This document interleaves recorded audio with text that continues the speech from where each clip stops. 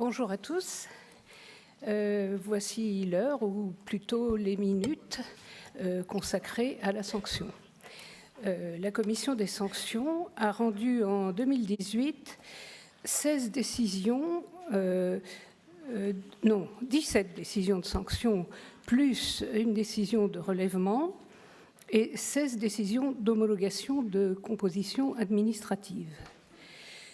Parmi ces décisions, 8 ont concerné des professionnels, 3 CIF, 2 PSI et 2 SGP. Le montant des sanctions qui a été prononcé globalement est de 7 181 000 euros. En ce qui concerne les sanctions, on peut relever cette année une réapparition et une augmentation, en tout cas, des sanctions disciplinaires qui avaient peu à peu disparu au fil des années. Ainsi, 10 sanctions disciplinaires ont été prononcées. 1 blâme, 3 avertissements, 6 interdictions d'exercer les activités de CIF ou d'intermédiaire en biens divers pendant 10 ans, en sus, évidemment, des 7 181 000 euros de sanctions pécuniaires. Au contraire, en sens inverse, en décembre 2018, la commission des sanctions a, pour la première fois, fait usage du pouvoir de relèvement introduit par la loi Sapin II et a ainsi mis fin à l'interdiction d'exercer l'activité de gestion pour compte de tiers à titre définitif qui avait été prononcée en 2002 par la COB à l'encontre d'un président de SGP. Ceci dit, nous pouvons observer que chaque année, nous retrouvons aussi des insuffisances dans la procédure et l'organisation du contrôle interne. Dans les premières années, on pouvait considérer et constater qu'il y avait parfois absence de procédure et donc aucune mise en œuvre. Dans un second temps, on a constaté qu'il existait des procédures, mais qu'elles étaient défaillantes, insuffisantes, ou pas mises en œuvre. Maintenant, nous voyons surtout des procédures qui paraissent correspondre globalement à ce qui est demandé, mais avec des défaillances et en particulier une mise en œuvre qui est tout à fait critiquable. Donc, nous regrettons chaque année de retrouver ces insuffisances. Il serait temps que les professionnels ne considèrent pas ces questions-là comme de pure forme, parfois, ou comme secondaires par rapport à d'autres priorités, et en particulier qu'ils évaluent mal les risques que leur entreprise peut courir, soit par la nature des activités, soit par leur clientèle. Donc, voilà des observations générales. Comme nous avons très peu de temps de parole, nous allons être obligés de sélectionner ce qui nous a paru le plus marquant pour l'année 2018. Nous avons retenu 3 points principaux. Chacun va être illustré par un cas de procédure de sanction et par un cas d'homologation de composition administrative. Les 3 points seront les problèmes de la commercialisation.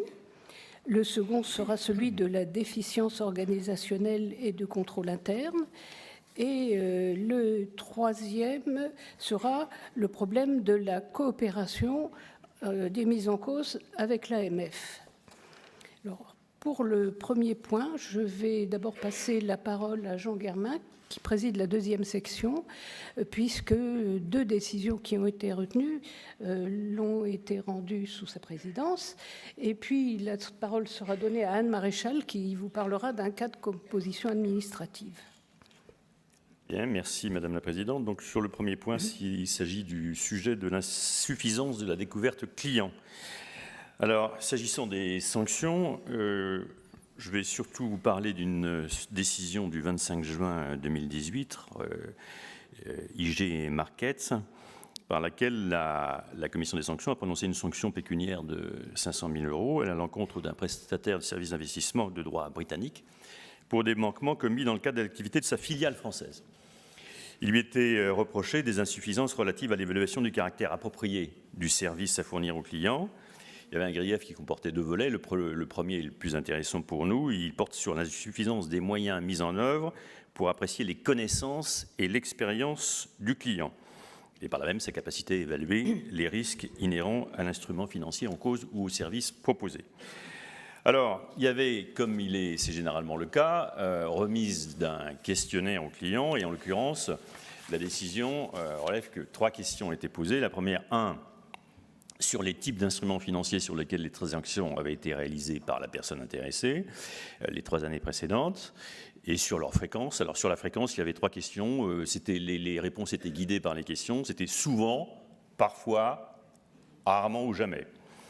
Deuxième question sur les modes d'investissement, investissement direct ou compte géré. Et troisième question, une question très générale, sur l'expérience, les compétences, éventuellement la formation spécifique. Et là, les réponses, et là aussi étaient guidées, c'était oui ou non. Alors, ça, c'était le questionnaire. Alors, la commission des sanctions a considéré de manière générale que ça ne suffisait pas. Et plus précisément, elle a relevé 3 points. D'abord, aucune question sur le sens, achat ou vente, des transactions réalisées, ni sur leur volume. En creux, la commission attache de l'importance à ce que ces points soient appréciés. Deuxième point, la mesure de la fréquence des transactions était imprécise. Vous vous souvenez, les 3 niveaux, souvent, jamais. C'est un peu comme, vous savez, la marguerite, un peu, beaucoup, voilà. Et donc, comme c'était très encadré, ça laissait beaucoup trop de place à l'appréciation subjective et non pas à des éléments objectifs. C'est ça qui a été relevé par la commission. Et troisième point, la question générale, vous savez, les compétences, la qualification, oui ou non. La commission a trouvé que c'était succinct. Voilà. Succinct, et là aussi que ça appelait une réponse très très subjective et qui n'était pas assortie d'éléments objectifs. Voilà. Donc au total, la commission a considéré que le prestataire en cause n'avait pas recueilli les éléments relatifs au niveau de connaissance et à la profession ou à l'expérience du client ou du prospect dans les conditions satisfaisantes au regard, évidemment, au regard des exigences de réglementation, puisque nous appliquons toujours des dispositions extrêmement précises du code monétaire et financier ou du règlement général de l'AMF, en l'occurrence article 314-51 du règlement général ou L533-13 du code des monétaires et financiers. Pour être tout à fait complet, dans la même décision, il est également reproché aux prestataires de se fonder pour déterminer le caractère approprié du service fourni sur les informations manifestement périmées ou incomplètes au terme de la réglementation.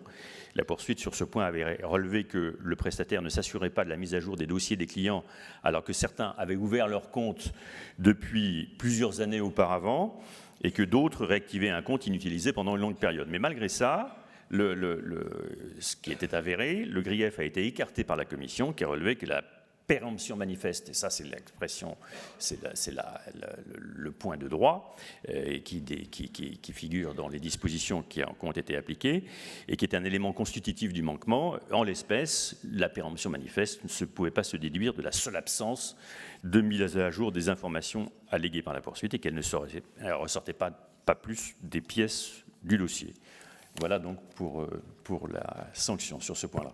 Merci. Eh bien, Anne, maintenant, vous allez nous parler du cas de transaction. Donc, en matière de transaction, on a un exemple intéressant sur ce sujet de l'insuffisance des connaissances des clients et de leur expérience en matière d'investissement.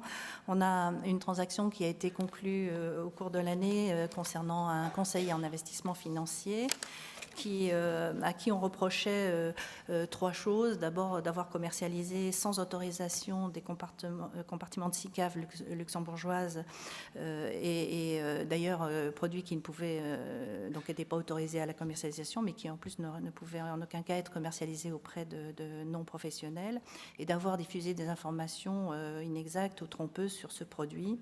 Et surtout, ce qui nous intéresse là plus particulièrement, un grief concernait précisément l'absence d'examen préalable à la commercialisation des connaissances et de l'expérience des clients en matière d'investissement. Il y avait également une mauvaise information des clients sur la rémunération du CIF, concernant notamment des commissions qui avaient été perçues de la part de prestataires dont on avait commercialisé les produits. Donc cet accord a été conclu sur la base d'engagements intéressants. Donc il y a eu 100 000 € à verser au Trésor public et puis des engagements de remise en conformité qui prévoyaient donc la mise en place de procédures permettant de vérifier que les produits sont commercialisables en France et de procédures pour précisément recueillir et formaliser les informations permettant de connaître les clients, leur situation financière et leur expérience en matière financière, ainsi que leurs objectifs d'investissement. Il a été également pris l'engagement de remettre aux clients et aux prospects, au moment de l'entrée en relation avec le client, un document d'entrée en relation qui comporte toutes les mentions requises par la réglementation, et en ce compris l'indication de toute relation commerciale significative entretenue avec des établissements promoteurs des produits. Donc ces engagements ont été négociés donc dès la négociation de l'accord de composition administrative, et l'AMF a reçu à cette occasion les documents revus avec les procédures adéquates dans ce domaine, et ce qui permet une remise en conformité parfaite dans ce domaine. J'ajoute que cette année, un contrôle spot a été réalisé par l'AMF qui montre son intérêt pour cette question précise de la connaissance et de l'expérience des clients, contrôle qui a été publié sur le site de l'AMF en octobre 2018 et dont les conclusions sont intéressantes à cet égard. Comme vous le savez, le MIF 2 est plus exigeante dans ce domaine que MIF 1, et on a constaté de façon satisfaisante des améliorations apportées par les établissements commercialisateurs dans le domaine de la connaissance des clients et de leur expérience. Notamment, on a constaté que l'auto-évaluation par le client, qui était largement pratiquée sous MIF 1, avait disparu, au moins auprès des établissements que nous avons contrôlés, au profit de questionnaires détaillés et mieux adaptés, notamment pour les produits complexes et différenciés selon les produits.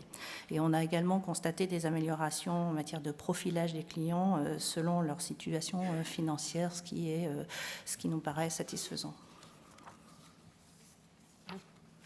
Merci. Alors, ce premier cas important relatif à la commercialisation fait suite à un deuxième thème qui est récurrent, que nous retrouvons tous les ans, et qui est celui de la déficience organisationnelle et de contrôle interne, et qui donne lieu à un certain nombre de décisions de notre part. Et comme je vous le disais, nous regrettons de retrouver de manière récurrente chaque année ces insuffisances.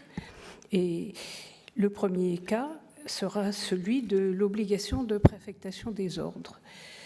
Nous avons déjà rendu plusieurs décisions qui ont eu une certaine publicité, mais les défaillances se poursuivent en la matière. Alors, dans la décision du 25 juillet 2018, Keren Finance, notre commission, au vu du caractère tardif ou illisible des tickets d'ordre qui étaient des tickets papier, qui étaient tardifs puisque la société reconnaissait qu'au moins 11 sur les 70 ordres qui ont été examinés avaient été post-datés. D'autres étaient totalement illisibles et inexploitables. La société avait donc manqué, au regard de la commission des sanctions, à son obligation de préaffecter les ordres. Nous avons considéré que les ordres électroniques ou les ordres à la voix n'étaient pas suffisamment renseignés et qu'ils n'étaient pas du tout établis par les éléments produits par la mise en cause, qu'elle préaffecta bien les ordres. Or, comme elle a une obligation de préaffectation, nous avons considéré que c'était à elle à rapporter la preuve qu'elle remplissait son obligation, ce qui n'était pas le cas. Ensuite, la Commission a considéré que la SGP n'avait pas établi et maintenu opérationnelles ces procédures qui permettraient de détecter et de minimiser les risques de non-conformité à ces obligations de conservation et d'enregistrement des étapes de transaction et d'affectation prévisionnelle. Les procédures étaient régulièrement modifiées au fil des années, mais il y avait toujours des lacunes par insuffisance, faute de distinction de différents cas qui donnaient l'impression qu'on n'avait pas bien compris quel était le problème de la préaffectation des ordres. Et ensuite, que le contrôle qui s'exerçait sur ce domaine n'avait pas été compris non plus et était trop insuffisant. Donc, ça faisait un deuxième manquement.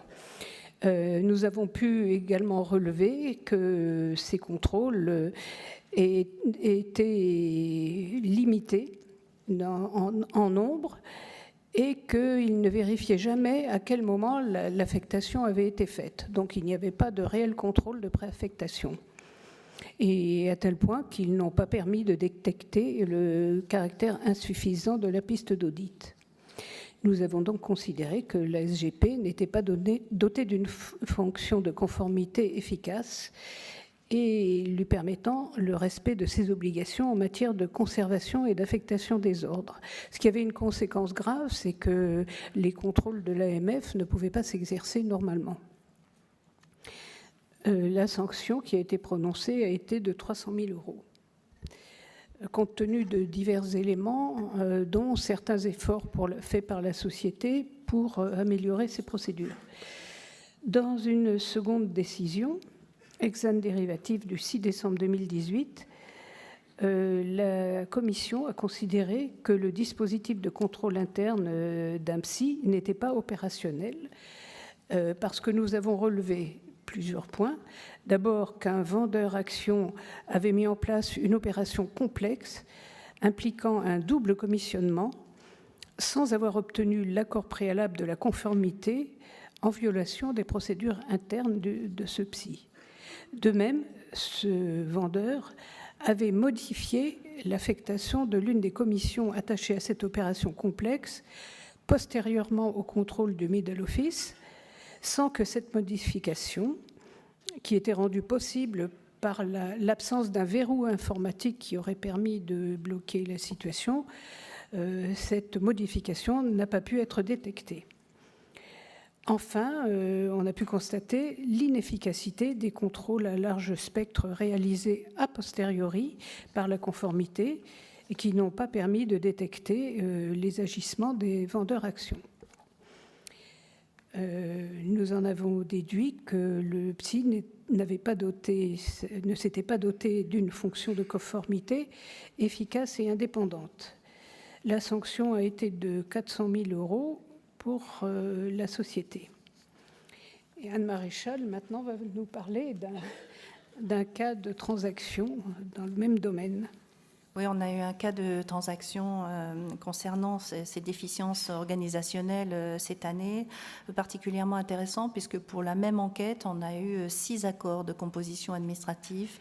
Il s'agissait de déficiences organisationnelles dans le domaine des abus de marché de façon plus originale et en particulier concernant la procédure de détection des opérations suspectes.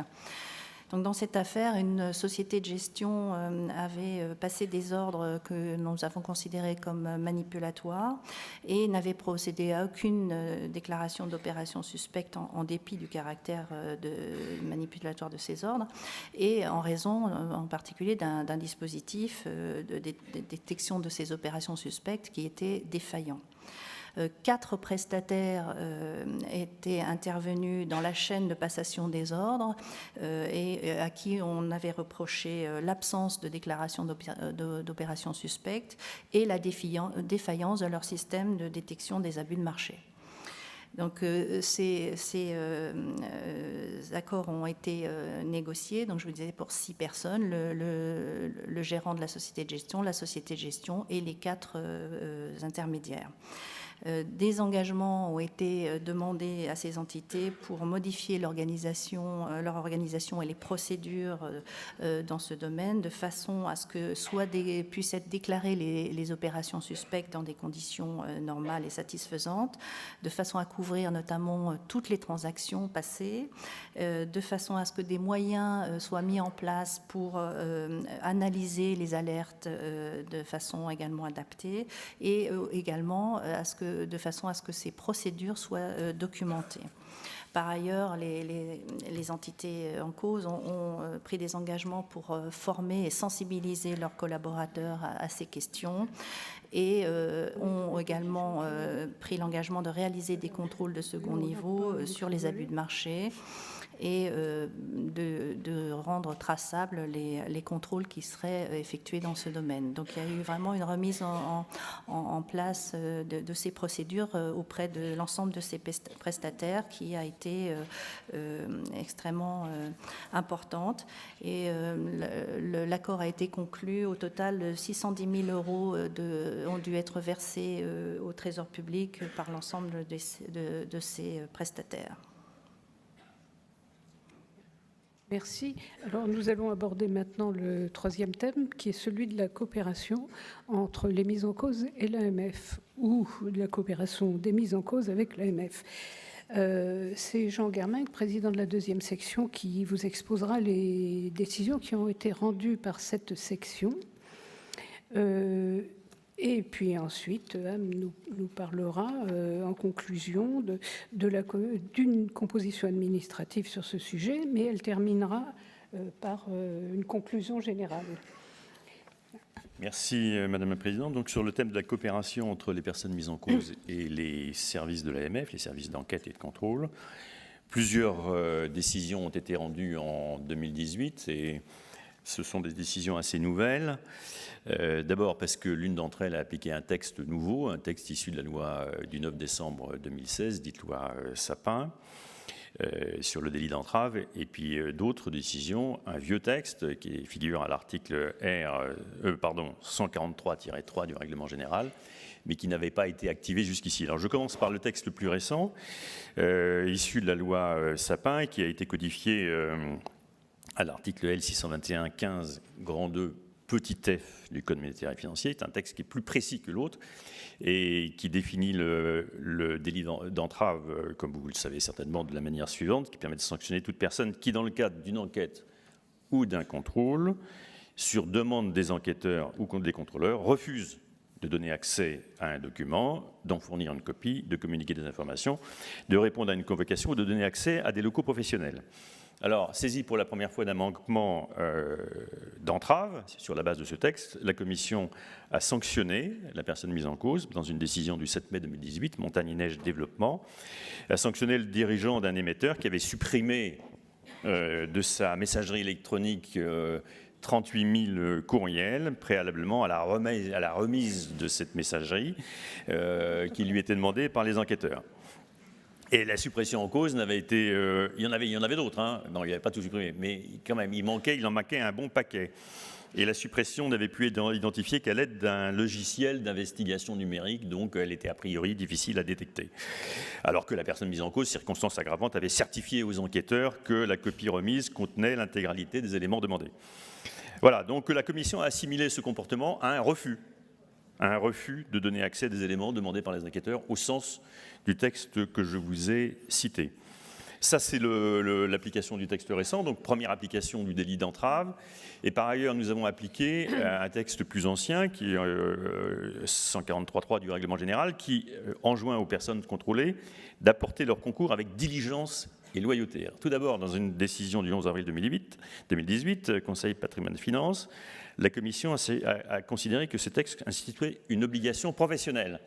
Ce qui était contesté parce que le texte en question ne figure pas dans le chapitre obligations professionnelles, qui par ailleurs est caractérisé dans le règlement général. Mais malgré ça, malgré cette question de localisation sur laquelle il y avait une argumentation, on a considéré que c'était tout à fait une obligation professionnelle, c'est ce que nous avons affirmé, et que donc, en tant que telle, elle était susceptible de faire l'objet d'une sanction, d'être sanctionnée. Et donc on l'a fait pour la première fois s'agissant d'un CIF, après avoir relevé que le mis en cause avait fourni au contrôleur des informations incomplètes ou contradictoires. Il s'agissait de listes de clients qui étaient lacunaires, incohérentes entre elles, etc., ou fournies après plusieurs relances sans succès.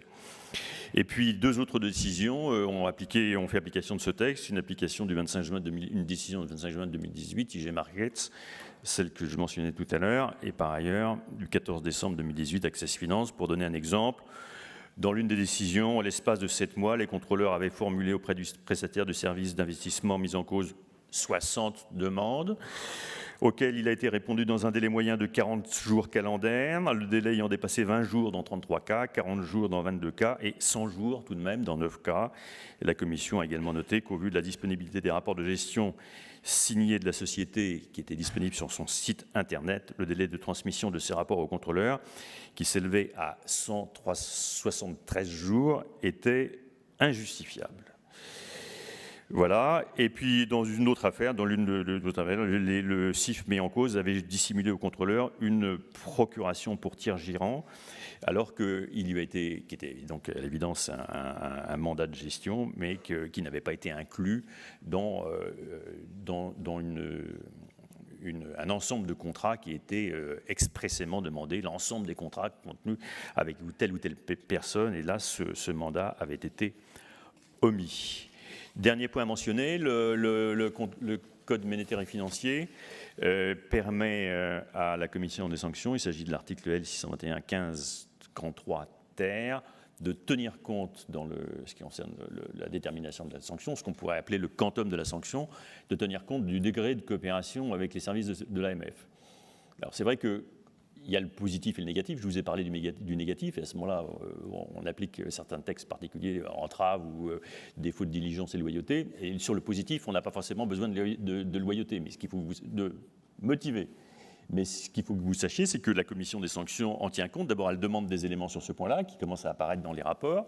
La poursuite là-dessus le mentionne systématiquement, et donc nous en tenons compte. Voilà.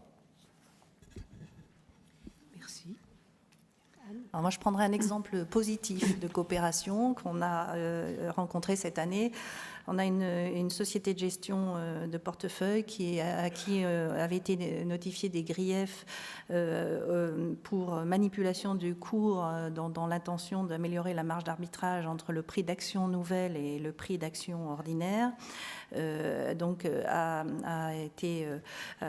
s'est fait proposer cette transaction. Ces manipulations de cours avaient eu lieu sur un nombre important de séquences, avec des annulations d'ordre importantes également.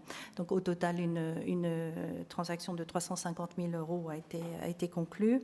Mais la coopération dans ce dossier était particulièrement bonne, puisque la société de gestion a proposé, dès la négociation de l'accord, des engagements de remise en conformité extrêmement importants. Elle l'a fait de façon spontanée. Elle a notamment proposé des mesures permettant d'éviter à l'avenir que se répète ce genre de manipulation de cours très très particulière.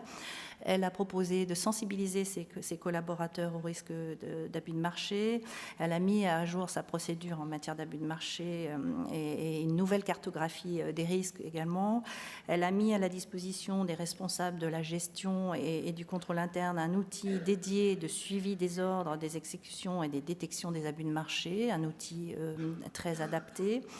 Et donc ces engagements de remédiation ont été faits dans le cadre de la négociation de l'accord, puisqu'en matière d'abus de marché, on a très rarement des engagements de remédiation vérifiés par la suite par l'AMF, comme on le fait classiquement en matière de contrôle des professionnels régulés. Donc ça, c'est un exemple satisfaisant qui s'est traduit donc par ces engagements au moment de la négociation de l'accord.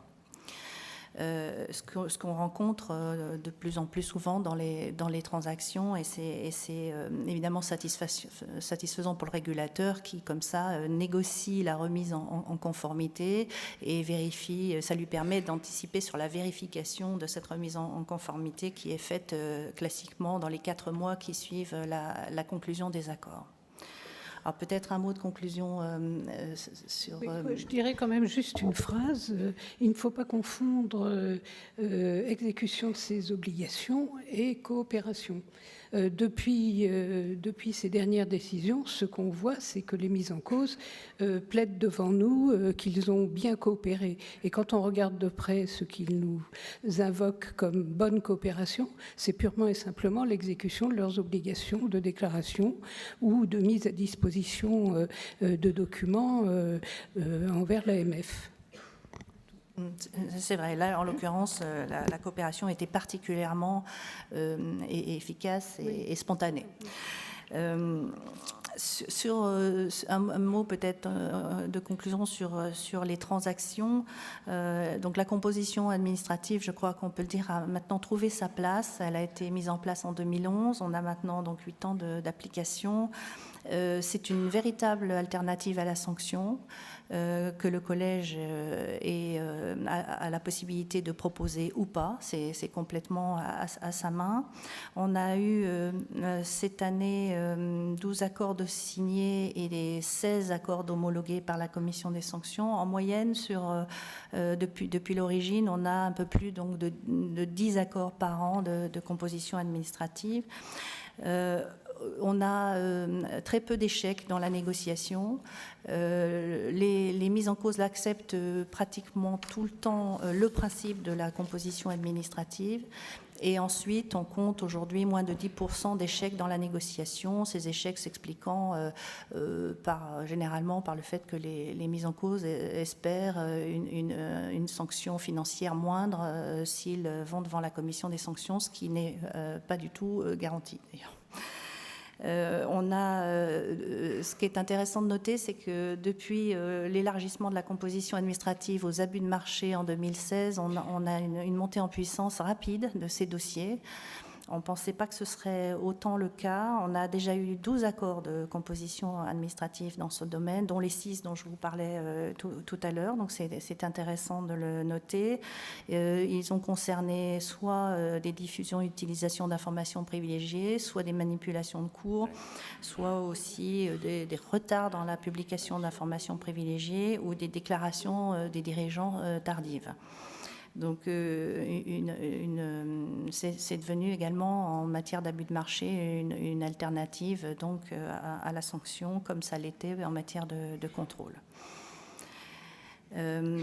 L'intérêt de ces procédures, c'est vraiment la remise en conformité qui est négociée, comme je vous le disais, dès la discussion, la négociation de l'accord.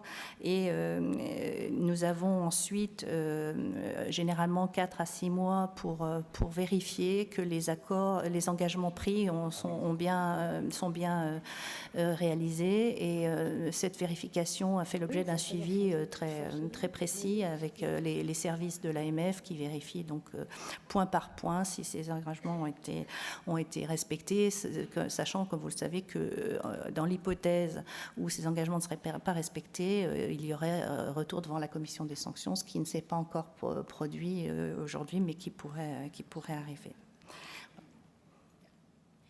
Merci Anne. Eh bien maintenant, je pense que vous êtes impatient d'entendre le dernier intervenant et je vais laisser la place à Monsieur le secrétaire général qui va vous le présenter et expliquer sa présence parmi nous.